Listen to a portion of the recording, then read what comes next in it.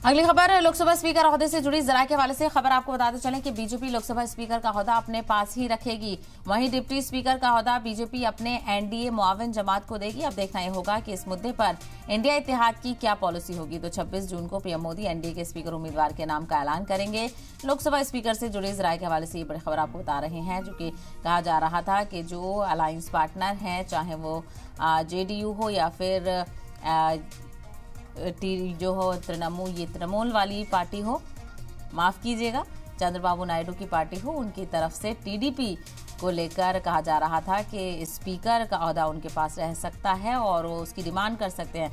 बहरहाल बीजेपी की तरफ से कहा जा रहा है कि वो ओहदा बीजेपी के पास ही रहेगा। बीजेपी लोकसभा स्पीकर का ओहदा अपने पास ही रखेगी।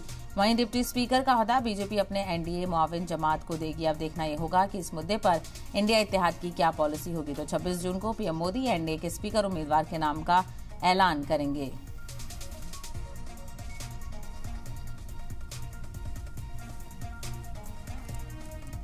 और ऐसे में अपोजिशन भी इसको लेकर निशाना साध सकता है, क्योंकि अपोजिशन की तरफ से लगातार एनडीए सरकार पर निशाना साधा जा रहा है और मिनिस्ट्री बंटवारे को लेकर भी अपोजिशन ने कई सवाल उठाए थे और ये बार बार कहा जा रहा था कि स्पीकर का ओहदा यहाँ पर अपोजिशन के जो अलायंस पार्टनर हैं एनडीए के, उनके पास रहे। जेडीयू या टीडीपी में से कहा जा रहा था कि अपने ओहदे के डिमांड करें स्पीकर के, और ऐसे में बीजेपी की तरफ से खबर है कि वो अपने पास ही स्पीकर का ओहदा रख सकती है। तो एनडीए के साथी पार्टी को मिल सकता है डिप्टी स्पीकर का ओहदा, और ऐसे में देखना बेहद अहम होगा कि जो साथी पार्टी हैं, क्या वो डिप्टी स्पीकर के ओहदे से इत्मीनान रखेंगी या नहीं। बहरहाल 26 जून को तस्वीर साफ हो जाएगी और अब से कुछ ही दिन बाद, एक हफ्ते के बाद 26 जून को पीएम मोदी उम्मीदवार का ऐलान भी करेंगे।